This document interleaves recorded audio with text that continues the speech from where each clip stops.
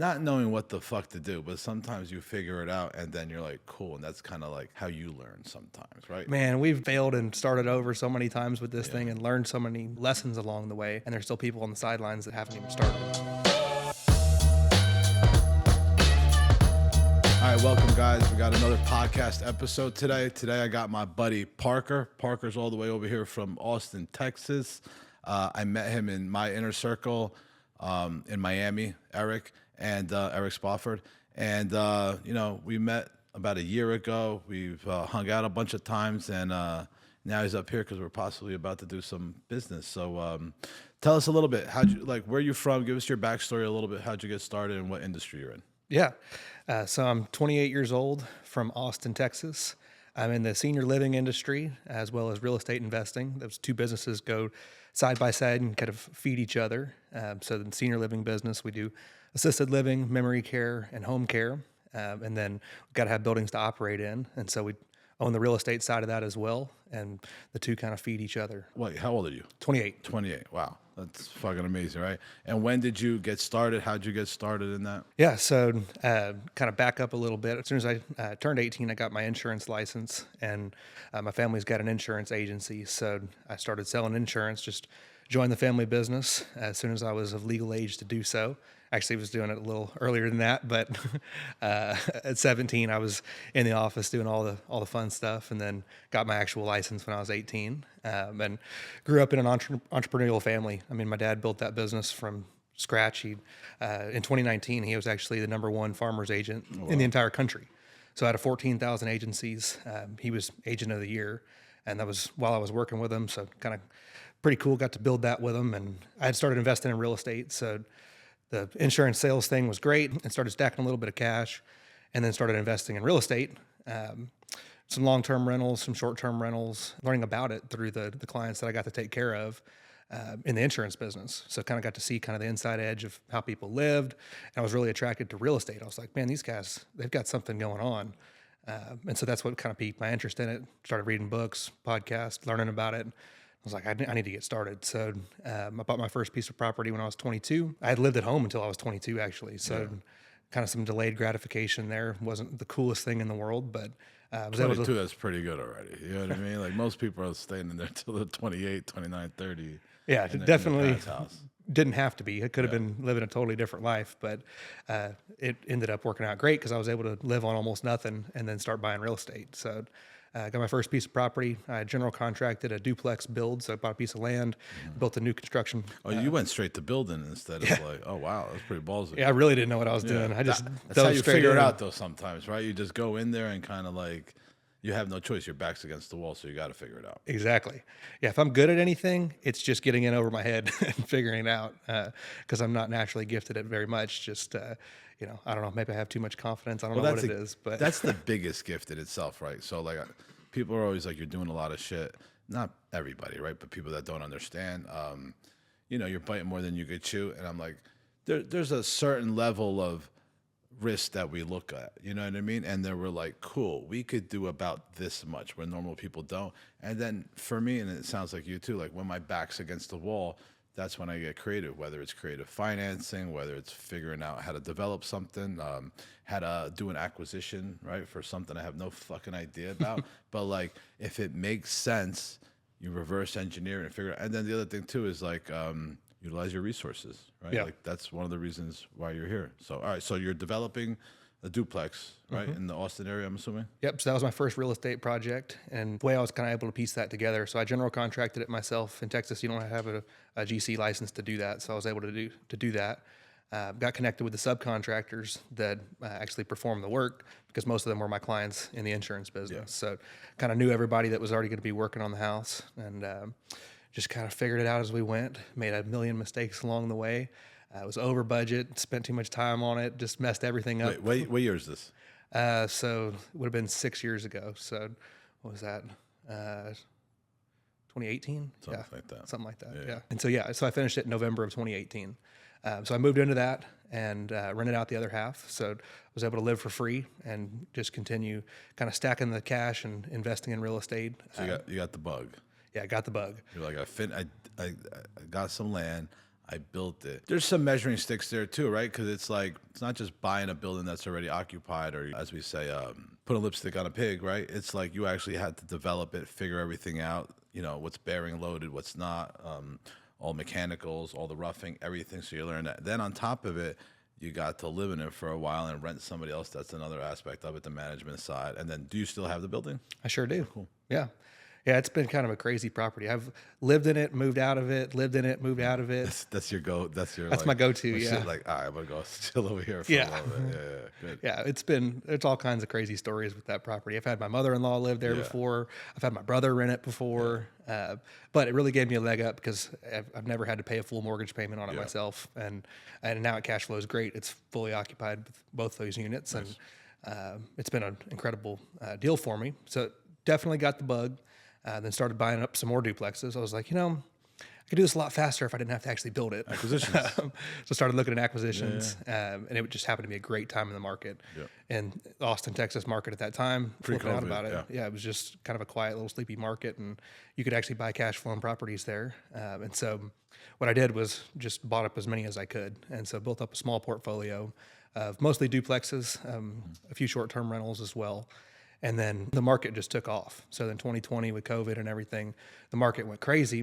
And was looking at some different things we could do with those properties. And since it was a lot harder to buy a cash flowing property at that point, I was like, going forward, I think we need to look at maybe a little bit different avenue of real estate. And I stumbled across this concept that we're in now, which is residential assisted living.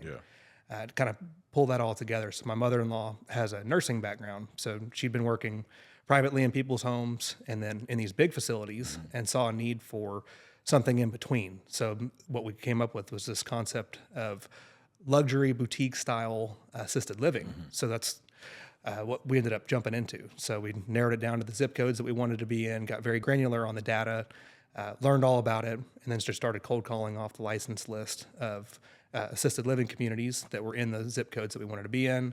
Happened to find some folks that were ready to retire and figured out how to buy them, started piecing things together, got in totally over our heads. I mean, I think there's something to say, like, it's not the only way to do it, but it's like necessary sometimes so that you can scale back. And like going totally over your head sometimes, and looking back, correct me if I'm wrong, is like not knowing what the fuck to do, but sometimes you figure it out and then you're like, cool. And that's kind of like how you learn sometimes, right? It's not like you're not, selling the cow also, right? You're just like, all right, in hindsight, we could have done it differently, but in that time frame, that's where we jumped in and that's where the opportunity is, correct? Yeah. And for me, I mean, we had invested in mentorship to try to learn as much as we could about that. And there's people that joined at the same time as me that are still talking about doing it. They're like, they haven't done any of them. And I'm like, man, we've failed and started over so many times with this thing and learned so many lessons along the way. And there's still people on the sidelines that haven't even started. And so that was a blessing in and of itself. So we got it in over our heads, didn't know what we were doing, but we figured it out. It's been a wild ride from day one, but we were able to start with those two properties. How many beds were those two properties? First one was 13 beds, and the second one was 11 beds. So small little boutique style properties. And they weren't really something we were super proud of once we got into them. But you got your foot in the door. Yeah, exactly. Like you got in, figure out their systems, what works, what doesn't. You start seeing like, cool, what's the magic number with how many beds, where you start really, being efficient and your margins really start hitting, right? And then you start like, all right, cool. Obviously, I'm assuming it worked because you're looking for more, correct? Yes. So then the third property came on the radar, and that's what kind of opened our eyes to a little bit different style model. So the first ones were more lower rent type properties that they weren't the prettiest. They hadn't been remodeled. They were a little outdated. And so with that, you kind of had to have the model fit the rent, if that makes sense. So, our caregivers weren't paid as well. Yeah. Same shit. And then our third one was totally different. It was high-end luxury. It had a private chef, and we were like, actually, we like this model a lot more.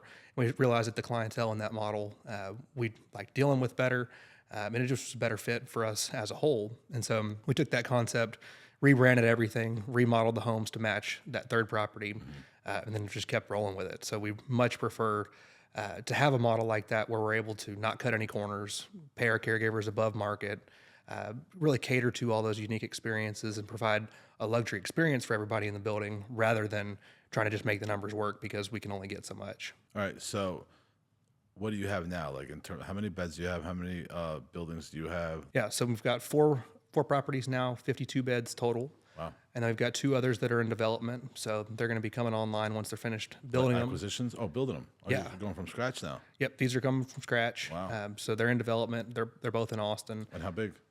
Depending on what one is being rezoned, so that one will be either one 16-bed property, or if what we shoot for gets approved, it'll be 48 beds, the three 16-bed buildings. And the other one is going to start with two buildings that are already approved, actually about to break ground next month on those. It's one 12-bed and then one 16-bed. And there's a third that, depending on the zoning variance, if we're able to get that, will be another 16-bed. Is that why 16? Is that like a magic number in terms of just square footage and everything? Yeah, it's definitely the sweet spot. So the particular license that we have is a small Type B license So that like caps at 16. All right, that's what I needed to hear. All right, cool. So you're talking about the model where like you have in-house staff, right? So you have a private chef, right? Yep. Where there's a menu, it's almost like a hotel, correct? Private chef. Very and similar, Then, and then you have, you obviously have to have nurses rotating different shifts, 3 shifts a day or something like that, correct? Yep. Is it like labor heavy or it's just a minimal staff? Very labor heavy. So that's really why we wanted to rebrand and have that the model that we went to, The higher price point. the higher price point, so that we could not cut corners on our staff, because we wanted to just say, hey, look, whatever you need, we're going to have a concierge service and make it happen. So we have really an overstaffed building, so that everybody gets a great experience, and it's really just continue this loyalty circle of feeding our referral base of people having great experiences. And at that point, it's already expensive. You might as well just get what you want. And it's worked really well for us. So, typically it's going to be multiple caregivers that are just focused on care, usually 2 to 3 of them throughout the day at any given point, just focused on care. Yeah. And then we've got a person in the kitchen. We usually cross-train them as well, so they can be an extra set of eyes on the caregiving stuff. You got laundry, you got maintenance, you got All of everything it. else. Yeah. And so, give me the management structure there. So, cool. You're running this, or you and somebody else putting this all together. What does it look like per building, household? Is there a manager? Is there somebody else? Obviously, the manager can't be there 24/7. Paint a picture for me what that looks like. Yeah, so you've got the care staff, you've got an activities director, you've got the head of the kitchen, so that's overseeing all the kitchen stuff. Then we have a house manager, so they're specifically to that property.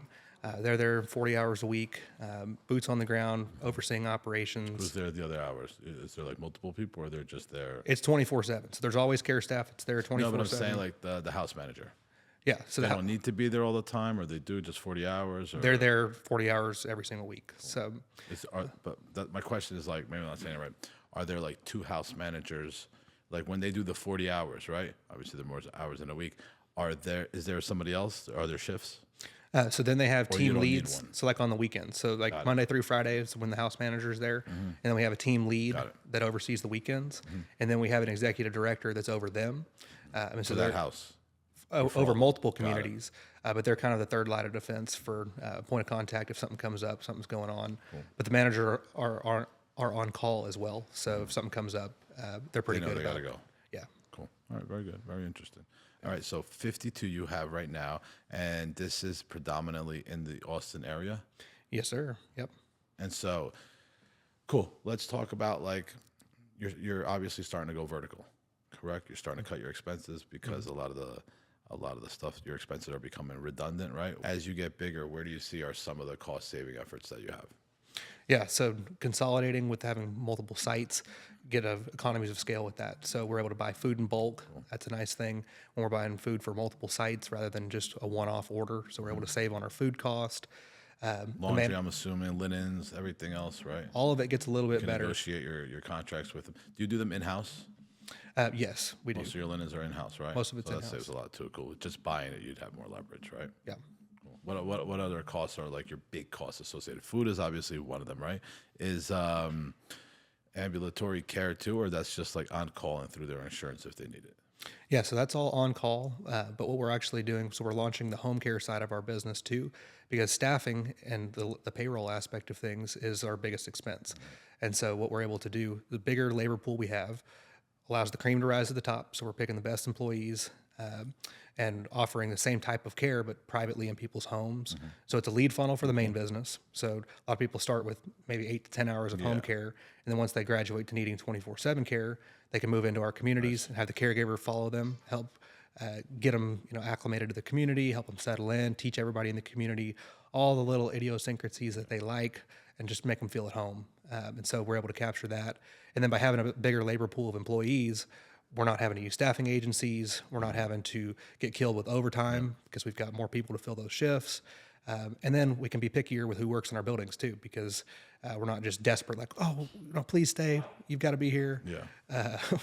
If you're not a good fit, you're not sticking with our core values and representing us the way that we want to, we're just, it's not going to be a fit. How do you do with hiring? Like, is it like, I know in my industry, like, for now, we figured it out where we're like constantly hiring, constant interviews. So we have that pool. Obviously, our social media feeds it, our education, everything else. So we're pretty dialed in where most people in our industry are. And I think in any industry right now, it's changed where you either get it like, we have no issues, or you're like, people suck. You hear that a lot, labor suck. And I'm just like, I doubt it's the people. It's probably you. So give me a little bit about like, and obviously your caregivers have to be licensed, right? Yeah, there's some certifications and training that they have to go through to be able to provide care. So some continuing education they have to do on an annual basis as well. So there's a baseline that they can't just come off the street and start caregiving. Yeah. All right. And so is it difficult finding those people? Or I feel like there's like an abundance of nurses, correct? There's a lot of them, but there's a lot of them that are jaded and bring bad attitudes, and we don't put up with that. So we kind of found this niche where a lot of times, by having a strong company culture, that's where it all starts. We've got core values. Most important thing, absolutely. Everything's based and off of that. Standing by them too, not just having them. Yeah, it's not enough to just throw it on the wall. We talk about ours on a daily basis. We make decisions around them. We hire and fire around them. And what that does is it creates an environment where it attracts more of that. And so oftentimes these people might be working in multiple different communities. And so they've got relationships with other people in other buildings, and they'll bring them to us. So we'll do like a little referral fee if they bring them in. And then, so most of our staff is actually recruited by our existing staff, which works out great. So it works until you start expanding and getting out of that reach. And then there's another, if you're 4 hours out, it might not be. If you're in different states, it's going to be a little different. You know what I mean? How are you going to tackle that? It's logistics. You know what I mean? Like going out of state. I learned that. I have a salon in Miami, and I'm like, this is not easy, but I was like, I got all the systems. I go over there. Then we do a lot of retention, right? So like to acquire new clients, especially through ad spend, there's a certain price point that it is to convert. So we're like, cool. Our job is to make sure we pre-book. In Miami, it's very transient. You know what I mean? There's people there, but it's different through here. So that's what we learned. And then the same thing with hiring. You're hiring people that are from out of state that don't, for us, have clients. So we got to build. So it was actually cool because we got to learn a little harder the logistics, which makes us I think actually a lot better, and it made us adapt and everything to you. So I'm assuming you're going to have challenges like that now, correct? Yes, we do. And so actually a cool connection that we've been able to make is through the Inner Circle. So Luke that was in the Inner Circle, he's got a medical business as well. And he hooked me up with an incredible recruiter that does headhunting for the executive roles. We've got her working on some stuff with us on that now, but then we're also looking at doing a subscription model with her where she's able to recruit for just the basic caregiver staff as well. And that can be nationwide. So she'll be helping with that process, learning what we really like, what we need, what we don't need, and helping do that without having to have a full-time in-house recruiter, but having somebody who's extremely experienced, that's scaled companies to 9 figures multiple different times, and is helping us grow the team too. So in this area, there's a lot of Filipino nurses, and if you go to other places, they're from Haiti. Like they have their groups and their niches where they're from. You know what I mean? And I noticed like once you kind of get into them, like that's what you're going to get, and they kind of run the show. They almost have certain leverage. Is that the same thing in Austin? Pretty much, like it's a certain culture or country that they come from, and once you're in and they know you do good by them, that they start doing referrals. Yeah, very much so. There's definitely variation to that, but the Hispanic culture is huge in Texas, and the very loyal community. So we have a lot of workers from Mexico that work for us, and very family oriented. So like for example, we've got a group of 4 people that are in the same family that all work for us, and they all refer to each other. So it started with one lady who was in the community. And she's incredible. She's actually one of the house managers now. She's moved up to that role. She's incredible. She referred, I think it was her brother who started next, and he's actually has a hybrid role. He's super handy. He could probably build a house from the ground up if he wanted to. So he's our director of maintenance and then also caregives as well. So kind of a hybrid role. And then her brother-in-law joined us and sister-in-law joined us as well. And they've all just blossomed into being phenomenal employees. They're super loyal, work super hard. They've got our back. And that's kind of an example of the cultural aspect of things, them just sticking up for us and being very loyal. Who sets culture in your place? Is it you? Well, yeah, for me, good. yeah. So it starts from the top. I know it trickles. You know what I mean? There's one person that sets culture. There's always like that. You're in alignment with other people. You know what I mean? But is it like, I know you mentioned like your dad, a very entrepreneurial. Is that like kind of like where you learn most of that? You know what I mean? Like for me, there's non-negotiables, right? It's like negativity, not happening. It's got to be solution based. We need to make sure you come in with a smile, right? I don't want to hear excuses. Don't come late. They're my non-negotiables. My standards are here, and I know it takes some time to get there sometimes, right? But like non-negotiables, no drama, no stealing, like shit you think you don't gotta say, but those are my non-negotiables, right? And then I build culture on that. I want to make sure it's fun. I want to make sure I get fulfillment out of it. I can help other people too. Very team-based. Nobody calls me boss. I don't want to be called boss. I'm just in a different position, and I'll do all the different ones too. So tell me a little bit about your culture and kind of like, where it came from and what you look for. Yeah, so there's a lot of nuance with that, but we've gotten very specific about what we're looking for, and it all comes from the top. Because if I'm not living those examples, then nobody's gonna. I'm a hypocrite, right? Yeah. So one of those things is being fit. We don't want a sloppy, fat team, to be honest. You want mad tits? No, I mean it's a real thing, and it's a big problem. I'm with you. Health is going to dictate your mood and energy. Exactly. From the rip. It's like, what the fuck does mean? And the mindset and everything else. So yeah, so how you show up, how you present yourself, how you take care of yourself also sets a representation of how you're going to take care of the people in those buildings. Yeah. And so if our care staff is fat and out of shape and lazy, it doesn't set a very good example and doesn't represent our brand at all. Yeah. And so it starts with me. So I take great care of myself. Our executive director, she's in great shape. She takes wonderful care of herself. We're constantly doing, right now we're doing a weight loss challenge. So we're doing a 90-day challenge where the winner of it's going to get, I think we're doing like $1,000 or something for the weight loss challenge. And we're constantly encouraging them. I'm actually steal that. Like you're saying it, and I'm just like, I'm actually gonna do that. I'm actually gonna. Yeah, because it comes full circle. There's so many aspects. I'm in the beauty industry. They need to. People are always like, and I'm like, they need to look beautiful. Like, you know what I mean? Like you do good hair, you do this. I get it. You know what I mean? But like, right, I'm in the hair industry, so. But like, it's the beauty industry. People I feel like have been like, because of cancel culture and everything. Not everybody, but like, you can't say that. It's like, it's like. First it says discipline, right? Yeah. We get it. Shit happens, but shit can't. The percentage of shit happens shouldn't be for everybody, and you just like brush it. You know what I mean? Yeah. It should just be like, cool. A couple of you guys, maybe not a pass, but like we get it. You know what I mean? Yeah. But I do believe the majority. I do think it's also the pendulum has swung, where it's like people understand. They're more conscious. They know what food does. There's a change of administration, change of viewpoints of what it is. Like I totally think it's helping. Because you were under the whole, we were under the whole like fat shaming, and why do we have to walk on eggshells? Yeah. When we want to like make sure our temple, make sure our bodies were in optimum performance for people that don't. Yeah. Like it's fucking weird. You know what I mean? That it turned. But no, I'm in total agreement with you. All right, so like you're like that. Your executive director, you said, is like that too, right? Mm-hmm. You're doing a challenge right now. Yep. Yeah, and there's just so many benefits to it. They're in a better mood. They call off sick a whole lot less because they're naturally healthier.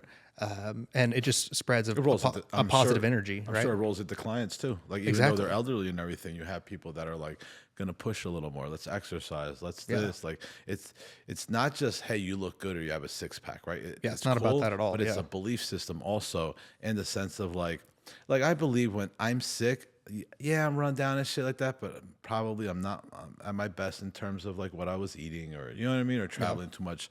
It correlates 100%. I think people are just starting to see more proof with that, and it does go 100% into culture too. Yeah, and it's hard to separate the discipline that comes from that bleeds over to every part of your life. Yeah. So if you're disciplined with what you eat, the way you take care of your body, you're going to be disciplined on what time you show up to work, the way you show up at work, and the effort that you put in. It's hard to just pick and choose where that's going to be applied. It becomes your whole life and becomes who you are. And so I tried my very best to set that example from the top. And then let that trickle down through the community, and then hold people to a standard too. It's not enough to just talk about it and be about it. You've got to actually follow up on that and hold people accountable and say, look, you're better than this. Love ain't lies is what I always say. It's like, you can tell somebody and encourage them or whatever. But if you truly care about somebody, tell them the truth and say, hey, you're not going to be around much longer if you keep eating this way and keep taking care of yourself the way that you are now. And I love you to death, and I can't let you do this. And have the balls to say it, because it is tough to say sometimes, right? You're like worried about what people say. We do that when I go in some of the salons, right? Like I got to do a spot check, and it depends. If there's clients, I'll never call anybody out like that. Yeah. You know what I mean? And I usually don't like to overstep whatever management I have there, because that's their lesson to deal with them, Yeah. right? But I do go in and I'll be like, listen, the shoes on this person just weren't like, you're wearing sweats and leggings. Like, this isn't a gym. You know what I Yeah. mean? You're not different clientele, different standard, different.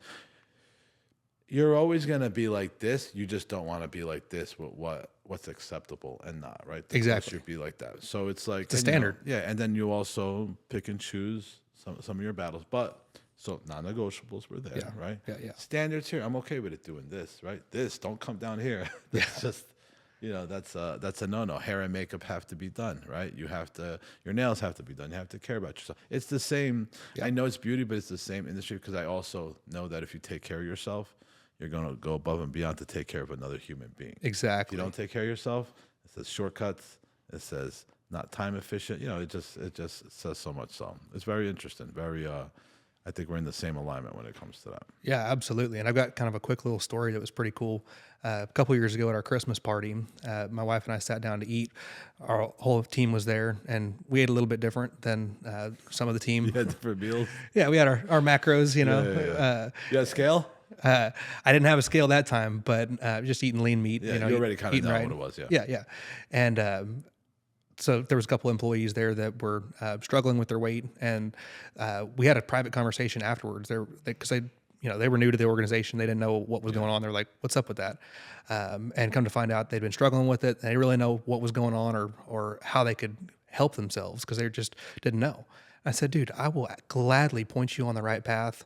I did diet plans for them, planned their macros for them, taught them how to measure food, and basically told them exactly what to eat for the next 3 months and help get their health on track, and got them to a point where they were much, much healthier, much happier, got them off of some medicine that they were on. They were really relying on different things, and they were able to just completely transform their life that started from setting an example and not just me, preaching at people. That wasn't it at all. I was just doing my thing, and they approached me, and we had a private conversation that was not humiliating or embarrassing or anything. It was just me trying to help somebody genuinely, and to see the ripple effects of that and where they are today. They're both still in the organization, both in a lot better shape than they were at the time. And so that's just an example of living it and then just helping other people along the same path. Well, then they become the example, right? The fulfillment comes in like, damn, they're fucking helping other people. They're setting the standard. Like, that's the biggest fulfillment I get when like I help somebody, right? And then it's just like financial, business, whatever, whether they paid for it or not. Like, that doesn't drive me. It's the fulfillment of like they're fucking doing it, right? Yeah. They're just like, wow, that's what's up. And they're like, how do I? I'm like, just pay it forward, help somebody else out. That's how you make the world better. Put that energy.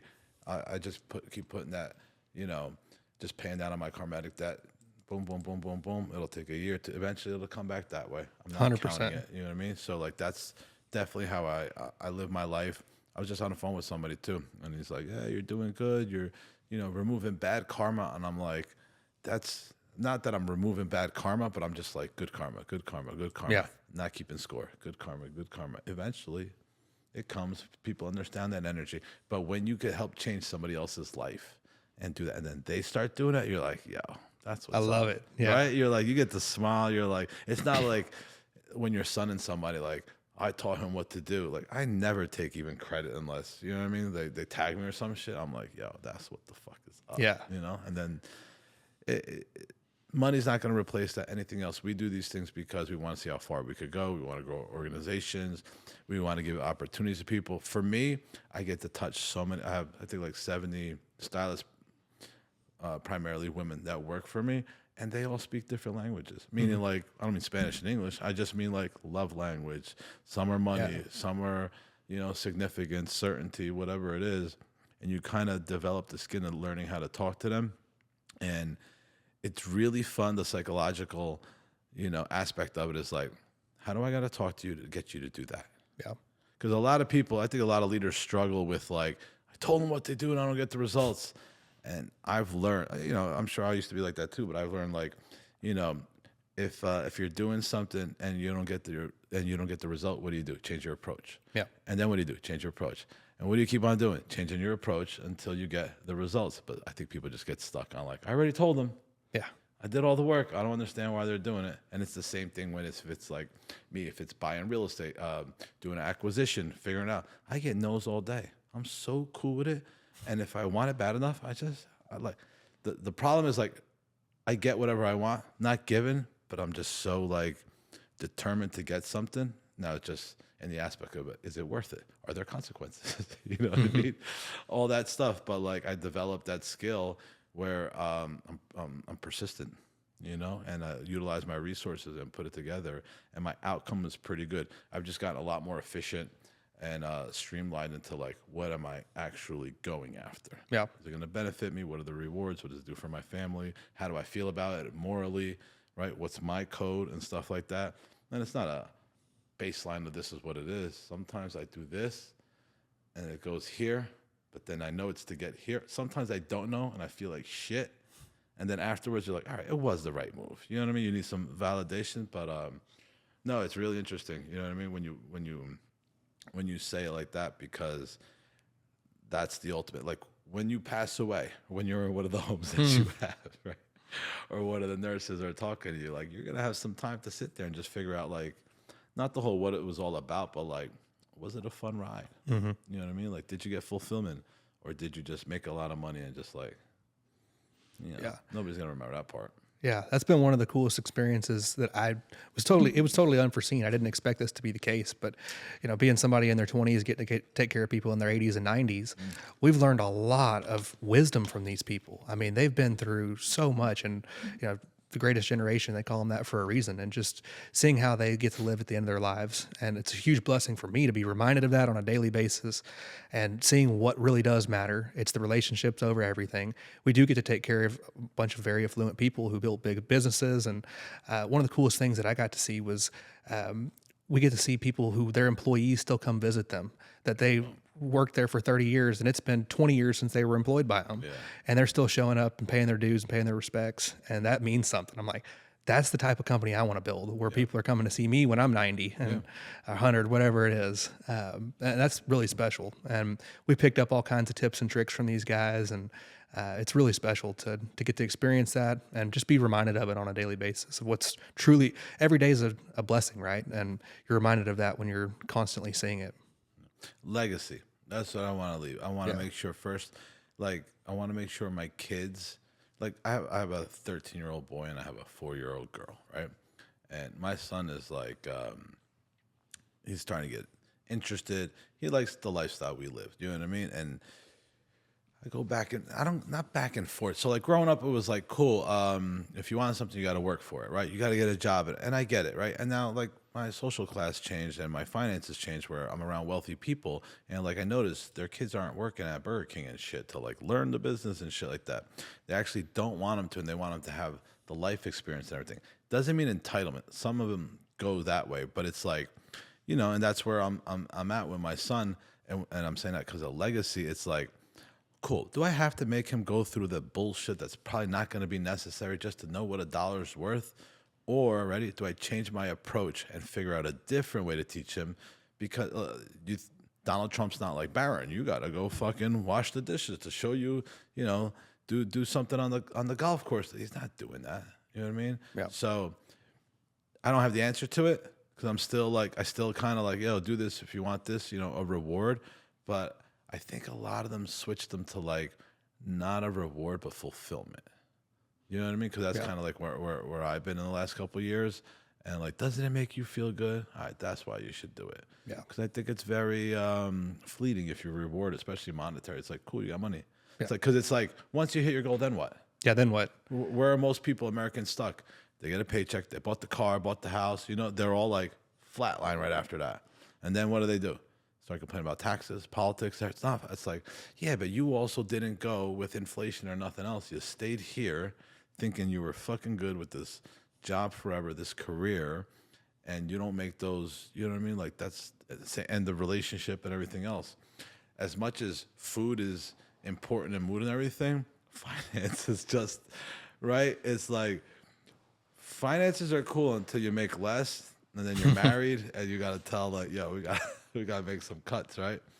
So, all right. So listen, so you're 28 right now, right?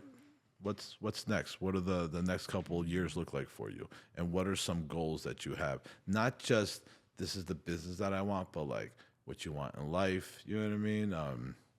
What you're looking to do. Just give me some insight on that. Yeah. So, of course, business wise, we're looking to scale and grow, keeping our heads down, staying focused on what we're doing. I'm sure you can relate to this. Just being an entrepreneur, we all have that shiny object syndrome. It's like, I could go do this, I could go do that.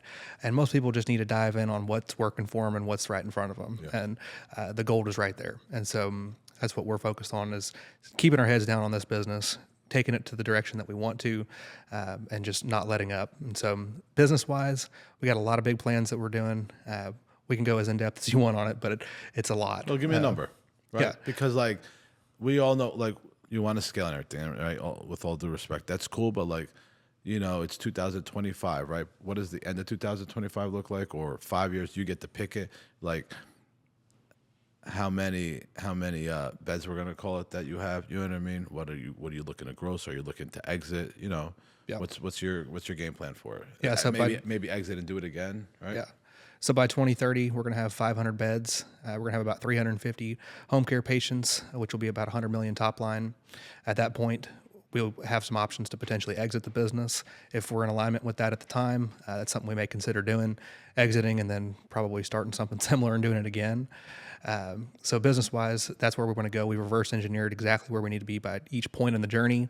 And so it's really just putting our heads down and executing on a daily basis, knowing that that's the path we're on. It's not like, well, let's see what we're going to do this year, or maybe we'll change our mind halfway or whatever. We're very diligent in the path that we're on and are just going to stick to it like a dog on a bone until we get there, and won't let up with anything less than that. So what are you on track for this year? How many beds? So this year, not the ones included that they're kind of in the works already. Yeah, so this year we're focusing on launching the home care side of the business. We're going through the licensing process now. Our goal is to get 60 clients onboarded by Q4 of this year. So that'll be close to an 8-figure growth on just that side of the business, while other buildings are being built. So, you know, we'll be at about 150 beds with the stuff we have in development. But as those are coming to fruition, we're going to grow the home care side of things because it doesn't have the real estate component. We love the real estate, but it's a little bit faster to scale when you're not having to develop buildings to grow. So grow the home care side, going to be close to 8 figures on that side of the business. And then while those other buildings are in development, strengthen our cash flow with that, giving us, you know, a bigger employee base, building a stronger leadership team, allowing us to expand and grow and build a wider base to that foundation to set us up for the next steps and the next steps and the next steps to get us to that 500 bed count on the assisted living and memory care side, and then that 350 patient range on the home care side. And I'm assuming you're going to go vertical in all aspects that you can also, correct? Yes. Very cool. Yes, absolutely. And what about you? Yeah. that's the work side. That's good. Yeah. But what about you? Personally, just want to keep getting better. I want to learn more. I want to get around even better circles. Just get around. That's why I love spending time in the inner circle, spending time in Miami, getting around people that think different and think bigger. It's very refreshing when Eric shares the stuff he's dealing with and the problems he has. Yeah. It's like, makes your stuff feel just like a joke. It's like, we got to step it up. We need bigger. We need bigger you don't problems. even want to present them no more. You're like, I'm like, what do you got? You're like, no, everything's great. Yeah. I don't have shit to talk about. Everything's rocking. It is. My standard would be with him and others, right? And like I did Tony Robbins and everything, and I still go. It's like, and then without those inner circles and memberships and seminars, like now you're very selective of who you hang out with, right? I still have my homies and shit like that, but in terms of that and growth and everything, because the conversations are just like you're just like my conversations need to be at this level, right? So like you again, your standard changed, but it is funny, you know what I mean? I've learned like throughout the years, like I don't say problems, I say challenges. Yeah. It's different approach. Opportunities. You know, opportunities all the time, right? Because it makes you look at them differently too. Your perspective changes. When you're like, we got a problem, ready? And then my leadership, and mainly they're women, and one is my wife, right? I learned that, and I bring them to a lot of the seminars I go to and everything. They don't say try, maybe, hopefully. Like we have our meetings Monday, where we see what happened in the last week and do projections and plans. And it's like, if anybody's like, well, realistically, not even me, everybody else goes, like, what the fuck did you say? They're just like so trained to not be in that gray area. Yeah. So you get better results, right? You know, and KPIs and everything is cool, but if you're not trained to just understand that there are opportunities, dealing with clients, dealing with staff, dealing with everybody. We don't yell. We go with a solution already. Like it's more about the being proactive, and it is an opportunity to switch it all the time. But that's the fun part, man. I love that. I grow, and it's not just me growing. It's bringing it back home and making sure. And then you know, with your significant other too, right? And it's like mine. Like it's she's got to be in alignment with me. Yeah. Maybe it didn't start like that in terms of mindset and shit. Yeah. But like those are the conversations that I have at home and everything. I'm like, listen, this is what I'm traveling. Yeah. This is what I'm doing. I gotta dip a lot. Yeah. I'm not going to Miami to party. You know what I mean? It's like if I'm going for something, then I'm gonna meet you, Tristan, whoever. You know what I mean? I got a bunch of people. Like I'm like just like you coming to New Jersey, and so your way of life changes. Your way of looking at time changes, and you're always, and most people are like, wow, last minute. That's just, it's not for us because we're so like, if I'm going somewhere, right? You're going somewhere, you're hitting up, you're telling me you're hitting up your buddy that's up here too. You're hitting up all your resources that are here to put that together, build a relationship in the meeting. And, but yeah, man, it's fun. I recommend it to people all the time. I'm like, go to a seminar, man. Yeah, but I heard that just fucking pick one and go. Shake the hands, Like meet the you're people. not gonna first like, yo, I paid this and it changed my life. Like, No, it might. Yeah, you got to keep showing Most up. likely it won't. Yeah. What I did with Tony Robbins and others, like I went every fucking year. First year, everything that was so glaring is so easy to fix. Yeah. Don't lie. Don't be an ass. You know what I mean? Like, not that I would, but just like very, you know, show up, be on time. The second year, you got rid of those. You're like, all right, I got to do some more stuff. By the third, fourth, you're like, damn, I got to like really, oh, that's the root cause of this. And that's why, you know what I mean? I do this and, you know, eating and working out, why it's in alignment and stuff like that. And then you get even more and I think you have to go through that to, maybe not 100% you have to, but like for me, I did to understand the business side of it with the discipline and the projecting and the game planning, because business is a relationship. Mm-hmm. Your wife's a relationship. It's a business relationship. Your friend's a relationship. There's a value trade. Yeah. Right? At first, it's like, you're cool, you're funny or whatever. And then it's like, cool, if I'm going to hang out with you, what am I getting from there? Yeah. Not necessarily monetarily or nothing like that, but like, do I feel good? Do I smile? Are we like, yo, you know, we talk, we're like, yeah, let's fucking go. Let's fucking do something. You know what I mean? And we usually meet at the gym or some shit like that. Right? So I think just like the way my life is worked out, it's not nothing's by coincidence anymore. I really don't believe 100%. In coincidence. I believe in energies and alignment. And I think people get attracted to like that. And I think that's how I also do business, which is a relationship with like, all right, I'll fuck with you. Like do due diligence and everything, right? But it's just like from the rip, you know, somebody's me mugging all the time. I'm like, I don't even want to fucking deal with you. Man. I don't care how much money you have, nothing. Yeah, I don't deal with negative people. And it's so crazy. Like, put good out into the world. You just constantly just give, tip well, take care of people. And then you just never know. It could be like recently something cool happened with me. We were looking for somebody to detail our car, or my wife's Porsche. So she just Google searches, right? And finds this, ends up getting connected with this 22-year-old kid that's got a mobile detailing business. He's just hustling. I didn't know anything about it. I showed up to pick up the car or whatever, shake the kid's hand. He shook my hand, looked me in the eye, and I was like, just a respectable young man. Long story short, we exchanged phone numbers. He ends up coming to my office last week. We spent 2 hours together, me just pouring into this kid. He's got all these incredible ideas, and his mind's just turning, and he's racing, and he's looking for just a direction. Guidance. And yeah.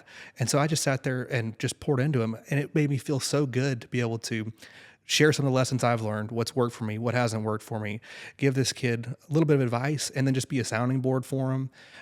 And we formed a relationship out of it. I put him in a group message with a contact with him for this business idea that he has that could be $1 billion idea. Yeah. Threw him in a group message with this dude that could help distribute this with him, that could be absolutely massive, and just freely give that away, because I believe in abundance. Yeah. And I love doing that. I live in abundance. I say that all the time. Absolutely. Money's already, you don't got to make money. It's already out there. You just got to go figure it out. And whether it's love, whether it's anything, it's like, I live in abundance, man. Absolutely. Yeah, it just works so much better when you live that way and you don't live in that fear. That's because you attract what you focus on. And if you're scared all the time, and that's something I've learned really this past year with investing and spending a lot of money in mentorship, is like the tighter you try to hold on to money, the harder it is to hold on to it. But when you're free with your finances and you give willingly, and you're willing to invest in nice things, the money just finds a way to keep showing up, and the relationships come, and the connections come, and it all comes full circle. It all takes care of itself. You're in flow state. Yeah. I say it all the time. Like, once you're in flow, like, you feel it, you know it, you start bopping a certain way, everything. Like, I love pouring into people, right? I love, that's where I get a lot of my fulfillment. I'm in recovery. I go to meetings. I spoke at jails for years and everything. Really don't say it too much because that's just what I like to do. It's not like my calling card for anything. But I also need to say it sometimes. And I learned to do it without having expectations. Yeah. Once in a while, somebody comes and I take them under my wing, especially a young buck, and like, cool. I get a little discouraged, and I'm like, damn, it went somewhere else. Or sometimes I question, am I being too hard? Like, sometimes, you know what I mean? And but after a couple weeks, couple months, I'm like, it's still the right thing to do. It's just the timing, like on them or whatever. You know what I mean? Yeah. They're not all going to be like, thank God I talked to you. You saved my fucking life. Yeah. Right? They're just, some people think they want it and aren't willing to put in the work. But it also needs to be like that, because for the last few years, I think last year started changing.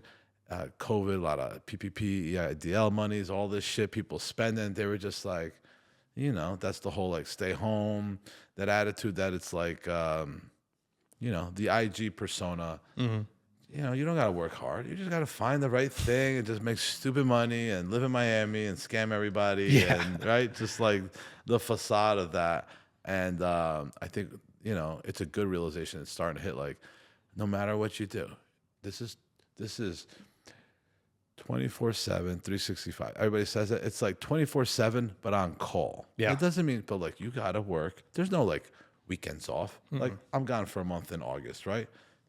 I put my systems in place. The phone rings. Yeah. The email's got to get answered. Nobody's waiting for me. The same as if I got a deal and they're like, what did I hear the other day? I heard Patrick Bet-David, right?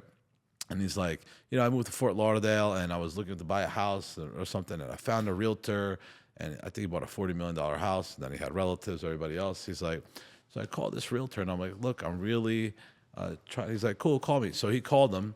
And I guess he called him after 6, and the realtor never answered, right? Then he called him again, and he's like, what the fuck? And he comes to find out that after 6 o'clock, the realtor turns his phone off, doesn't work or nothing like that. So, of course, he goes, the realtor reached out years later, a couple years, like, hey, did you end up buying that house? He's like, yeah. $40 million. And like $150 million more. He's got a hangar, he's got his podcast, everything. And he's like, no, just... The realtor asked him, and he said, why didn't you mess with me? Why didn't you do it with me? He's like, no, I wanted to be respectful. I didn't want to break your code. Yeah. I didn't want to break your code at 6 p.m. Obviously, he was like, trying to go fuck himself, right? But it's like, I love don't that. let your code fuck you up. Yeah. Dude, 100%. Like, I have a family. Yeah. I know it. My kids, I was just on a call, my daughter, like, it's not about time. It's like, yes, right, but it's just about also, like, you have a moment in time, opportunity isn't just like when you're ready. Yeah, You know? dude, 100%. And that coming back to the story I just told you about that kid, that's why we respected him. He picked up the phone first. And my wife was trying to get a hold of somebody. You'd think in Austin it'd be pretty easy to find, but no, couldn't get anybody to call us back.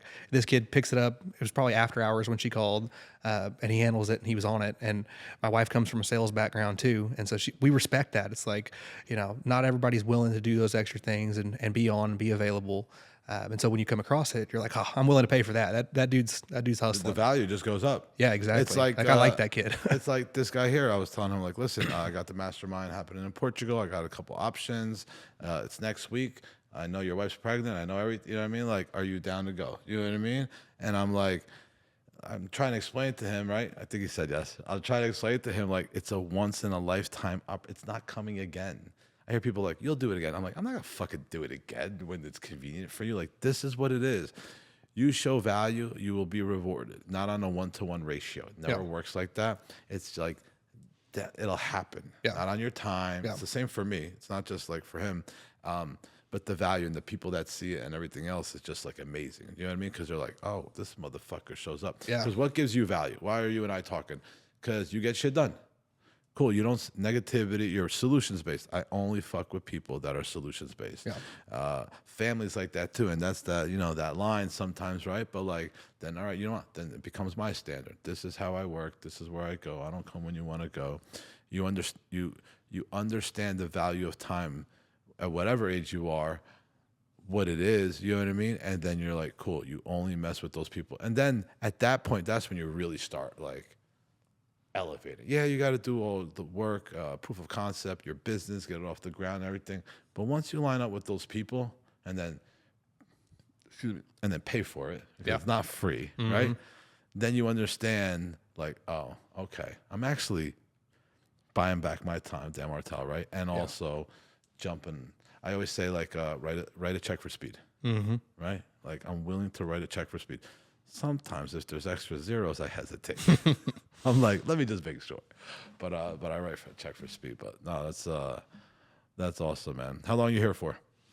Just till tomorrow night. Cool. You gonna visit some buddies and everything too? Absolutely. Yeah, it's jam packed. Monday, I had this guy, Joe. He owns 10 barber shops, and he's cool. He speaks our language and shit like that. He understands everything else too. But he's stuck in his circle with like his brother and his friend, like good people. Yeah. But he's the top dog in all of them. Yeah. And you can only be, you know what I mean? Yeah.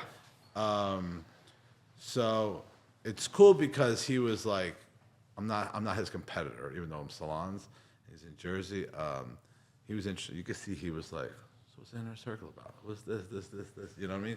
But because I didn't want to overstep, like I was just being me, but because his brother and people look up to him, I don't want to be like, I don't want to stun anybody. But he does need to fucking elevate. Like you could tell he's got it and everything, but he's just like, and that's what happens with like, a good example is like materialistic stuff, which people that don't understand shit on.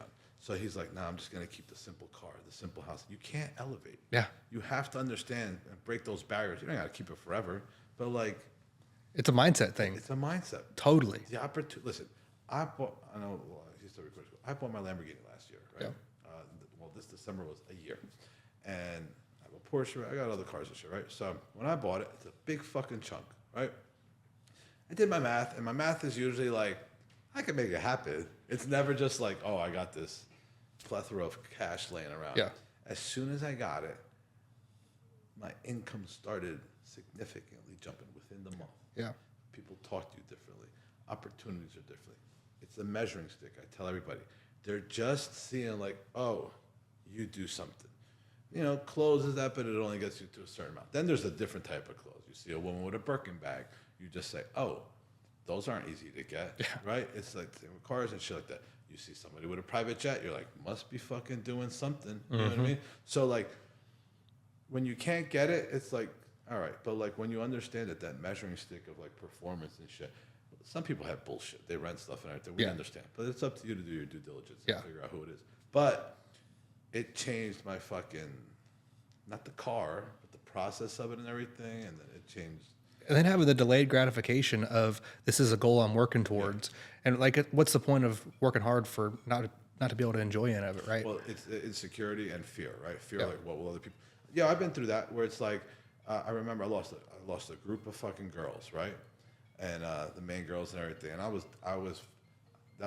it's even worse when I was just like pouring into them.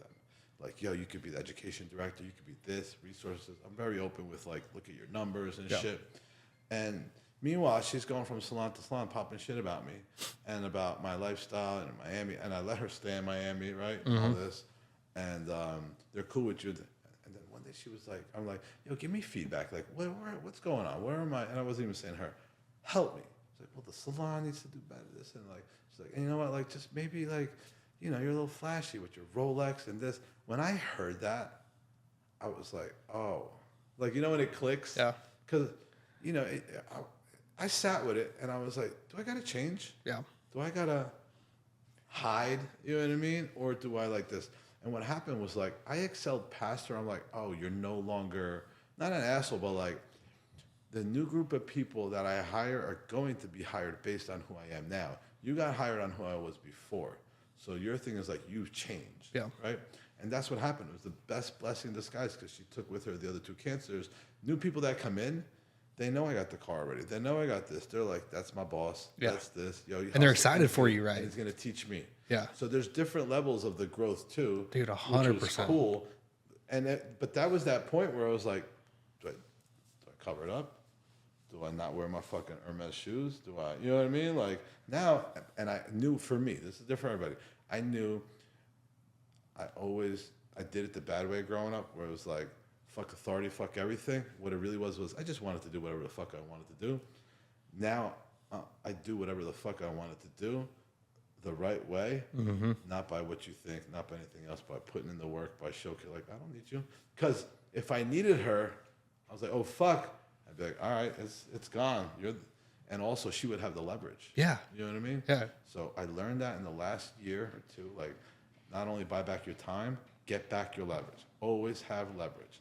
Not just with competition, more importantly, staff and everything. So there's like, as soon as it happens with my leadership, they're like, this one's doing this. I'm like, cool, have a one-on-one with her, see what's going on. If not, I'll come in. Yeah. And what's the alternative? Like, not gonna happen. How do I have leverage? I make sure I fill your books. I know you think it's all you. Leave, see what happens. Yeah. That machine stops. Yeah. So it's like, it was, there's always so much growth, but it was like cool little turning points, you know what I mean? Dude, I love that. Where it switched. Yeah, so I read that book, How to Make a Few $1 Billion recently. And one of the things he talks about that is like when he's looking at, because that dude did hundreds and hundreds, if not thousands of M&A deals and has interviewed and worked with thousands of top executives and has narrowed it down to what he looks for in them. And he's like, you have to be financially motivated. He's like, I don't want a team that doesn't want to win. Yeah. He's like, if you don't have it in you and you just kind of like think that that's whatever, we're probably not going to be a great fit together. Yeah. And that was something that we hesitated a little bit with the first like little luxury purchase we had. So my wife and I had a goal when we got this particular property, an assisted living property. It was right across from a Porsche dealership, and we drove past that building. No coincidences. Yeah, no coincidences, exactly. And we drove past it. I'm sure the color was there and everything. Yeah, and we heard them racing by all the time and testing them and stuff. And it was just constantly in our environment. And so at the time, we were not in a position where we would have had been taking from the business to be able to buy something like that. And we're like, look, it's not the right time, but it's going to happen. We're going to set a goal. When we hit that goal, we're going to go get a Porsche. And so we went and test drove them. And we manifested it, right? We said, this is what we're going to go do. We put it on the vision board. We said, we're going to have this specific car, and we're not going to do it until we hit this goal. And so we kept that building at 100% occupancy for a year, and then went over and got my wife a Porsche Cayenne, which is what she wanted. And we drove that car almost to the day a year prior to that. But we set a goal, and we hit it, and then ended up getting something cool out of it. And then just stuff, we thought our employees were going to be like, the first time we drove to the building, we're like, oh my God, like everybody's going to hate on us. Like we want to park it far away and like walk up there, whatever. Like kind of just didn't know how everybody was going to feel. You got to own it. And so we did. And I said, fuck it, just go park it up front. It's our car. They're going to figure it out eventually. And our leadership team at the time was almost in tears. They were so happy for us. They were like, this is awesome. Cause we've seen the sacrifice. See, it's possible. Yeah. And they saw how much we'd sacrificed up to that point and poured into the business. There was times where we had to go work shifts in the buildings and do stuff that nobody wanted to do. And nobody sees. And nobody sees, and we're not here to brag about that. But they saw it and they appreciated that, and then also gave them the belief that they can do that within our organization and that we're going somewhere and we're going to create dreams and opportunities for them under the umbrella of the organization that we build. Same. Not everybody goes for the ride. I had to get that realization too, because there's certain things, and so you'll just get better at it. This isn't like to deflate. This is like keep doing what you're doing. Like my wife had the Cayenne, right? And then we got her a G-Wagon. You know what I mean? Everybody's happy. And then I had my Porsche. I got the Lambo. Like there's different iterations. You know what I mean? I'm in Portugal. I'm building a house. They look at me differently, 100%. The newer ones that come in always look at me better than the older ones. Yeah. Just what it is. It's what it's going to be. And I do profit sharing. I do. I looked into ESOPs down the line, right? I have to be at a certain percentage. Some of my employees own certain things. I've also changed my leadership structure where I used to hire based on like, you're doing really good. I did it before I met Eric, and then Eric clarified it too, and it was like, you know, you're good at fucking filming. You're going to be the director of social media and content creation here. All right, cool, because you're just good at this, right? And you save money, you're good at finance. You start doing that shit, and then they're like good when shit's good. That's not when I hire you. So I need you to be good when they don't want to show up. You got to direct everybody. They wore the wrong fucking thing in any part of leadership, right? Somebody quit. Are you hiring? Like, so like now my leadership, I want to interview them, especially in important positions, right? Like almost any position is like I pitch it the worst fucking scenario. Scare them away. Like, I don't need a babysitter. You want to do this? It's a different type of reward. It's a fulfillment reward. And then you'll get compensated based on value and performance. But like, if you think you're coming in and just getting paid, like I'm doing that already. I don't need you. And so, and then a lot of them too, that because they work for me already, I'm like, you want to do it? I'm going to put you on a 90-day. No money, nothing. Like, you got to see if this is it. Yeah. I'm not asking you for it. Like, you got to, where before it was more like, I need it. I'm growing. And I went vertical too high, not horizontal. You can only grow from within top leadership to a certain level. Eric taught me that last year too, right? Because I was telling him kind of like where my bottleneck was with growing, and he's like, you know, if you want to have 10 salons, you got to go find somebody that's done it already and bring them. Why are you teaching people how to do it? Yeah. He said he went through, which is like, you know, I was doing like, all right, cool. You're a social media director. You're finance. You're H&R. Your development, acquisitions, whatever, and then he would do 80%, I'd do 20% of his work. You do 80 to 20.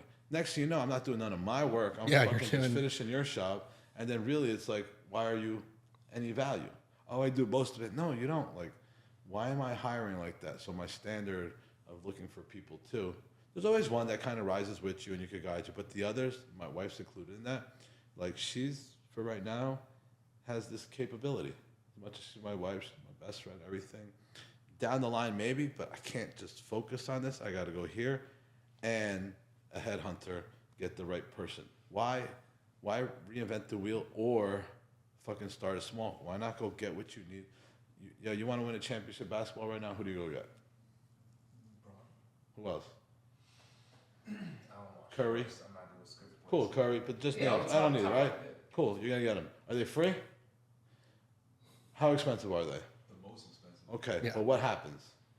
You get a ring. Yeah. You know what I mean? You got to pay for it. Yeah. The premises is like, I'll grow from within. And then you get 5 years, you're like, fuck, it costs me more.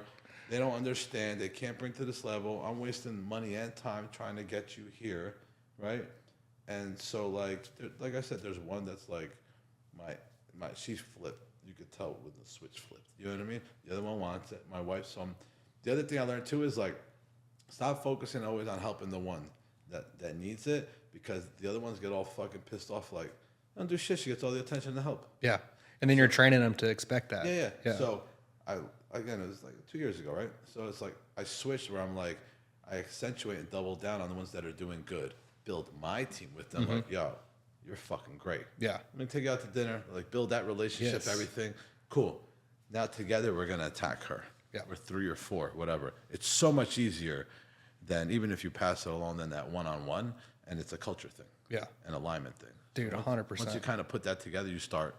So now you could take me out. Like I coach, and I have a lot of restaurateurs that I coach, some salons too, and some others. I think the restaurateurs, the chefs, taught me because I'm not a chef. So they're just like open to being coachable, and they don't look at me as a threat. You know what I mean? And salon places too, sometimes they're like, if you're not a stylist. But it's the same principles, it's the same code, it's the same standards. They all swear they're unique. You know what I mean? Service industry, you know what I mean? Yeah. Product might be a little different sometimes, but that's why, like, once you kind of understand it, you could just be good, like you said, be focused on what you have and everything. But then when you're kind of established a little bit, you can Yeah. jump into other things because you're just bringing, kind of what you do. So Yeah, we have a saying in our business that you're not allowed to leave any monkeys in my office. So if you bring a monkey in there, you got to leave with it. And that's what we've just made a rule. Like, I'm not going to come fix your problem for you. So if you think you're going to come dump your problem in my office, you're not going to work here very long. once in a while, no, yes, right. But then I'm like, she's like, so we got a leak, and I'm like, I'm just trying to understand why you're calling me. Yeah. I'm like, call Lewis, right? Lewis is our plumber on retainer that I have. I'm like, Yeah. And she goes, yep, I know. Like it's like It's that like- now. yeah, They're like not the what do I reminders. do? Yeah. It's like there's little subtle. She's like, I know. They know it already in my voice and my tone, which is good. You know what I mean? I got them like, but like that's like this now. When I need to scale this, same thing. Like get to the 10, which is right there, and then get to the 20. They're different animals. It's like, how do you, same culture, same everything, but you need professionals. You just can't. You don't have the bandwidth and the time to just like deal with all that shit. So you actually got to make those steps first before you have the 10 and the 20. Yeah. To be prepared. Once you have the 10, 20 you're looking for, you're fucked. You're like, the guns against the head, and it's just like it's very. Can you do it? Yeah, but it's very, very challenging. You're like, so Yeah. reverse engineering. Yeah. I do that shit all the time and everything. One of the coolest things that has been a realization for us is the executive director we have. She sees the vision and she's like totally on board. She's like, I want you to get to the 500 beds as quickly as you can. So if I start dumping stuff on your plate or let things trickle up to you, then we're going to get there that much slower. It's going to bog you down, whatever. And so it's like her favorite thing to be like, we got it covered. It's already done. Like I hear about it when it's already been fixed. And they're not going to do everything perfect, but that's the thing is like we've had to learn to let go a little bit. Be like, look, you just Yeah, try. always. I'll support you. I'll encourage you, but I want you to make the decision and give them a little bit of responsibility It's with the only that. way they learn. Yeah. Otherwise, Only it's way. like I can't be in every place Listen, at every there's an time. expectation of certain like stupid shit, absolutely right. But like, it is the only way to learn. Like when you're like, we went over our heads. It's one of the ways of learning. Yeah. I'm a very hands-on. I'm a very bump my head. That's how I learn. Coupled with my years of experience and everything, I could understand and read things pretty quickly, and my resources is cool. But sometimes, shouldn't have bought that. Yeah. Should have done that. You know what I mean? Or something happened, and the best thing is like it's always me. It's nobody else. It's always me, because I could change me and fix it and everything. Like it's you, but I mean, like at the end, like I take accountability for everything. Either I hired you, or I didn't put systems in place. I didn't hold you accountable. Like whatever. It's that extreme ownership. Yeah. It's always. And that's why core values are so critical, right? It's like you can't train someone to think exactly like you, but if they filter it through what the values of the organization are and make a decision that makes sense based on that, it's going to be close. And not everybody's going to be right. I'm not going to be right. I mean, every single time we're going to miss stuff too. But the only way to scale and grow is to have people that make decisions based on the core values that you've developed and a company culture that you've developed on purpose, and then allowing them the freedom. Like you don't hire a dog and bark for them, right? It's the same exact thing. The other thing too is just like one of my standards, core values, wherever you want my place is like, don't second guess. Like if I'm saying something, don't second guess in front of me. We could talk later, because it's also leadership and just like the position what it is. And I'm saying that just for an example. And we went out to dinner at the office yesterday. We do our Christmas dinners after, because Christmas time we're all just busy. And it was a restaurant my buddy has, and it was like no phones, nothing, cool little concept. So I'm counting, there's 6 of us, right? Should be 6 phones. Like I'm giving it up right away, and I'm the worst on the phone. Once you tell, I'm good at following direction. All right, cool here. And there's like 4, and I'm like, Darlene's like, my wife, yeah, she left it in the car, and I look at her like, no, she didn't. And I'm just like, meaning like, supposed to be in alignment. Like, don't coddle the bullshit. Like that's what, and it's something that's small. You know what I mean? Then I talked to her, and I'm like, she goes, no, I know what it portrays. Like we're gonna do this together. Mm-hmm. It's supposed to be like a team-based everything, and it's more for decision making. Yeah. So when somebody comes, if it's you and me, and we're like, listen, we need to talk to you, If he starts saying a different thing, you just start focusing on Yeah. him. Whether he's right or wrong, right? But in that moment, it should be. Yeah. And that's how you grow and keep leadership really, really tight, too. Yeah. It's like, I don't fucking like what you got to say, but talk out, cool. Go tell them what you got to do. Unless it's something like, but for the most part, there are all those small ones like that. It just has to be. Because once your employees see a break, Oh yeah, it's like going to you, mom and it's dad. like this, right? Yeah. Exactly. Yeah. It's You go to the like, nice parent, and yeah, you gotta buy me something, right? Yeah. Love you. Yeah, it's the same as child rearing. Absolutely. yeah, it's something that because I grew up with a big family. I don't know if I told you this, but I've got 11 brothers and sisters. You guys farmers? No, You work for farmers, but yeah, 9 of them are adopted, and 7 of them cool. have special needs. Oh, that's fucking So dope, man. I grew up taking care of kids with special 9 are needs. adopted. 7 had special, not together, just like out of the 9. Yeah, 7 had special needs. Oh, that's fucking dope, man. And how many aren't adopted? 3. So 12 kids total. Yeah. So I'm one of the biological kids. I'm the oldest biological kid. So I grew up taking care of all these Yeah, kids. totally different. That's like, it's like hard to interpret, but I hear it in you now a little bit of just like how you see it in your gratitude and everything else. You had that different perspective, contrast of life of like, Dude, 100%. Because we traveled the world and went to a lot of these places that they're from to adopt them. I mean, I've been to Haiti a bunch of times. Been to Colombia. Seen some rough stuff. And that's why I get so pissed off at Americans that are like crying about their cracked screen on their $1,000 iPhone. And you're like, dude, shut up. You have a world of abundance. I'm like, you have no idea what you're talking about. That is insulting to the people who actually have real problems. And then you go over there and they're happier than people are here. Like, I've spent a ton of time in Haiti, and those people, you know, the crowd that we were in, they're praising God every day. They're singing. They're happy. They have joy in their lives. And then they have nothing. Like, they're eating dirt. And then you come to America, and people are pissed off and grumpy and just complain. And there's abundance everywhere. Two things, right? So like, the line is different, right? Down here, this is happening. Here, the Americans were born with here, right? But then also like, these are willing to come up here. Americans are like, I shouldn't have to do nothing. Yeah, entitlement. Yeah. My job, my career, what I was saying before. And because of that, their attitude and everything else kind of sucks too. And what they know as enjoyment and fulfillment is like getting fucked up on the weekends or whatever, or sports and this and that and that. And like, where these people, not all, but like these people are just like, let me not only go up and supersede. So here's the other side. Some people need to, right? Money isn't for everybody. Success isn't for, I need somebody to detail my car. Yeah. I'm not sorry about it. You know what I mean? Yep. I used to be that person in terms of just like, that's the hierarchy of it too. So it's needed. And the same thing, where are we on time? The same thing, like IG and everything with the whole like, why are you working for somebody, bro? Be your own boss. It's beautiful, right? Successful. You got the cars and everything already, right? You just lap of luxury. He should be the guy like, abort. Nah, no good. You know what I mean? Because you have to, you can't, hear me out. You can't develop the skill of hustle and like you're back against the wall. There's something in people that you either going to make it or you're not.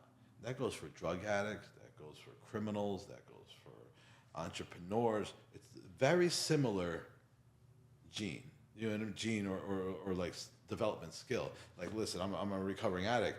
Ask me if when I was shooting dope for fucking 15 years, if I ever went a day without. Yeah, If I was you locked found a up, way to make it I happen. fucking made it happen. Yeah. I think I was giving up. I'd get sick.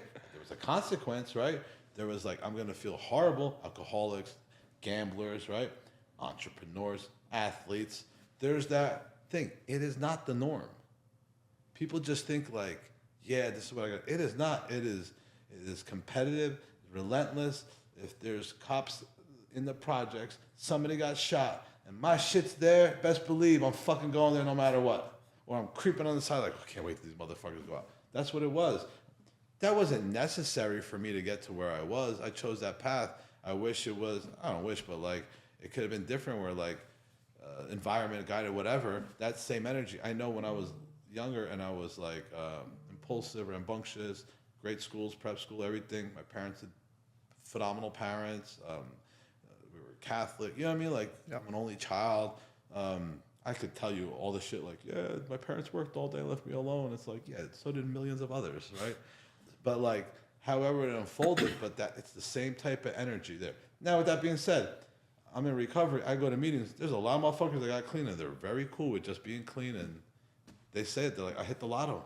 I don't gotta suffer no more. I was like, that's cool. I didn't get clean to just be miserable in church basements. You know what I mean?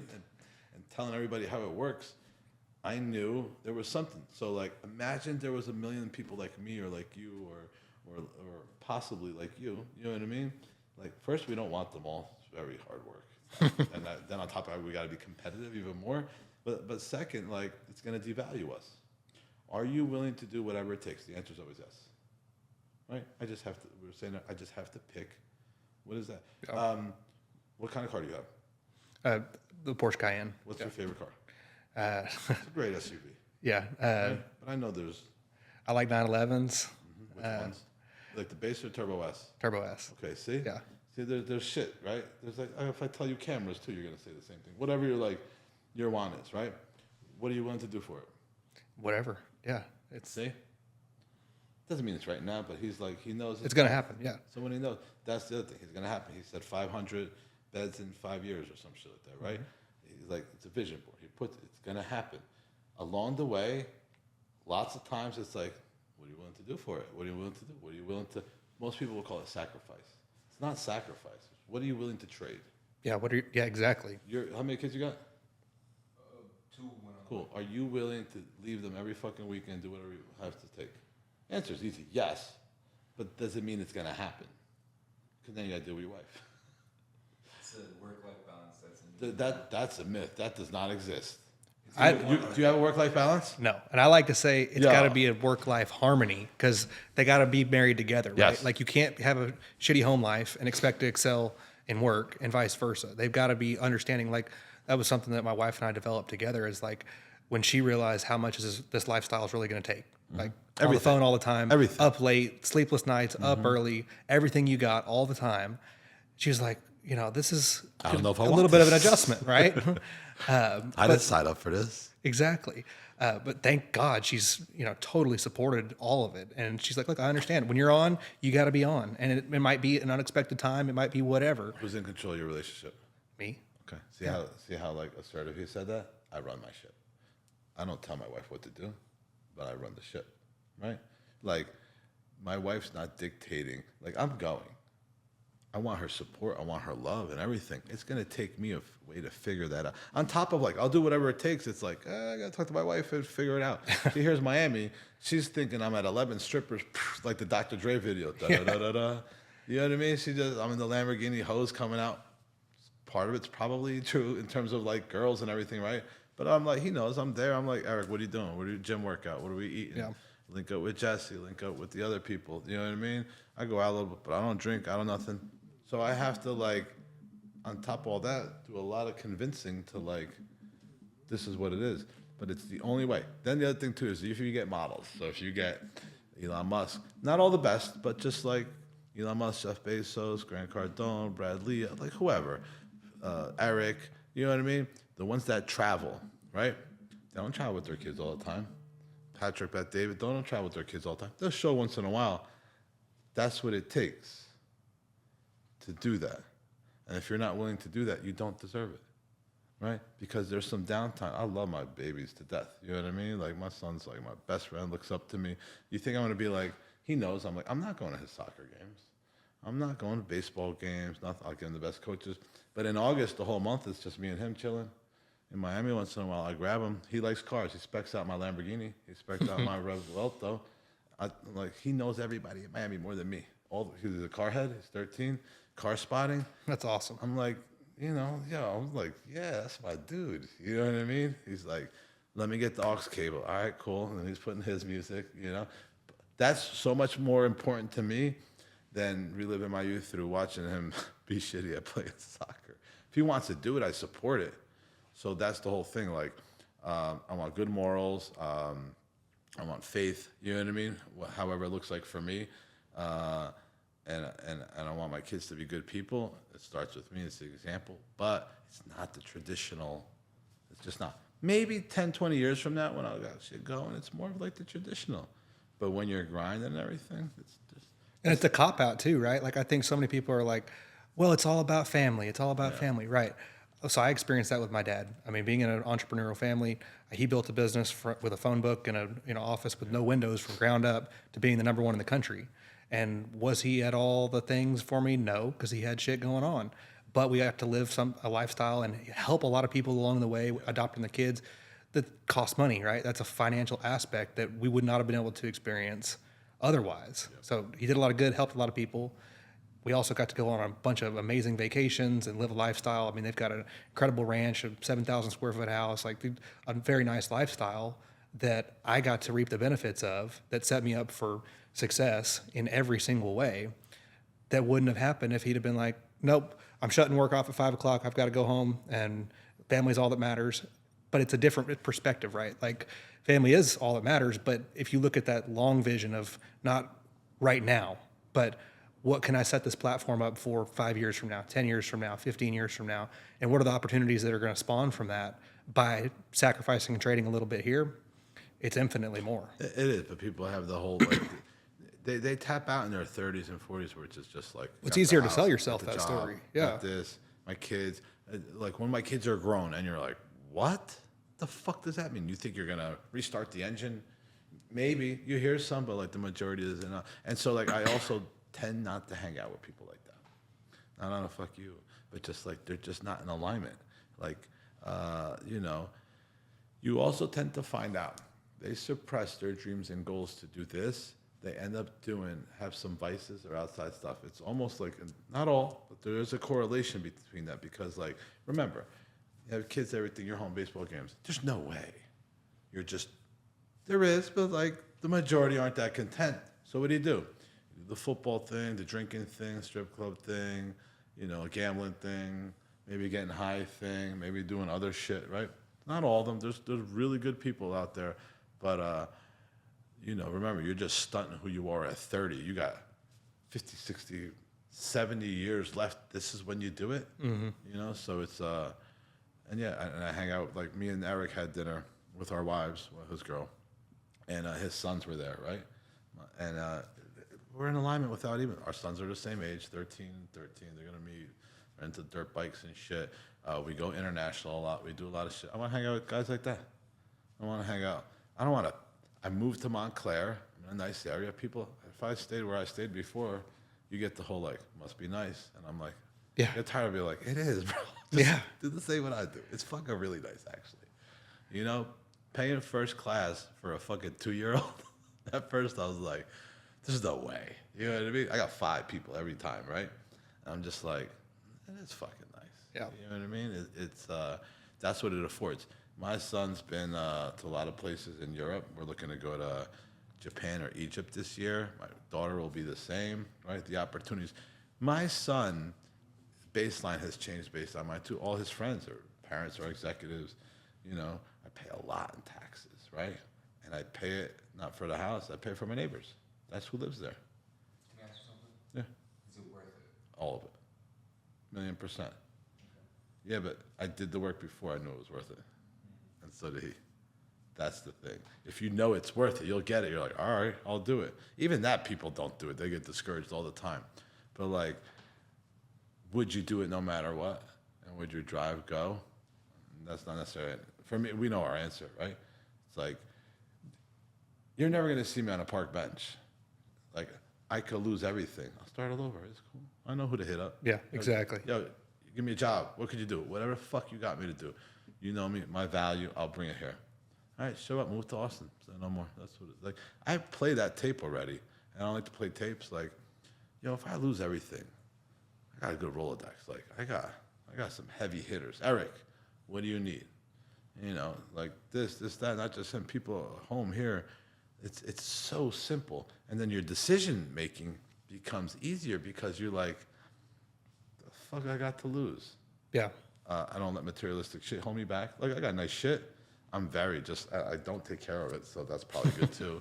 I'm not like polishing my fucking watch or my watch, or I get my cars detailed once in a while, but something like G-Wagon, that was all fucking beat up. But it's like, because that's not where my focus was on getting it. Not all of it, but like, I got it. categorize it materialistic shit. You know what I mean? Cool. So also, if I lose it, I don't care what you're gonna think. I really Yeah. don't care what you're gonna think. I just don't care. I'm not gonna sit there and explain it. Most of the people I'm with understand it. And once you're like that, there's a freedom behind that. You know what I mean? There's a complete freedom that nobody, no object, no nothing could like, And you've also had to intentionally curate the group of people that you're around 1,000,000%. for that to even be a reality. I mean, like we had some couple friends of ours that we kind of just cut off not too long, maybe 6 months ago or so. You grew apart. We grew apart. You Yeah. you gave them the opportunity to be friends with somebody else. Yeah, exactly. Because we had a conversation one time and we were talking about boats. Yeah. And they were like, well, what kind of boat do you want? And I've caught myself hesitating, being like, I want a 100-foot yacht. Yeah. And my wife like hit me on the back. She's like, fucking spit it out. You know, you own it. You know what Yeah. you want. Why are you not Put it out saying into the this? universe, yeah. And I was like, because I felt bad talking about it around them because that's just not even in their stratosphere. Like it's not even a blip on their radar. And I've caught myself like trying to censor to be relatable to them. I was like, we can't have close friends like that.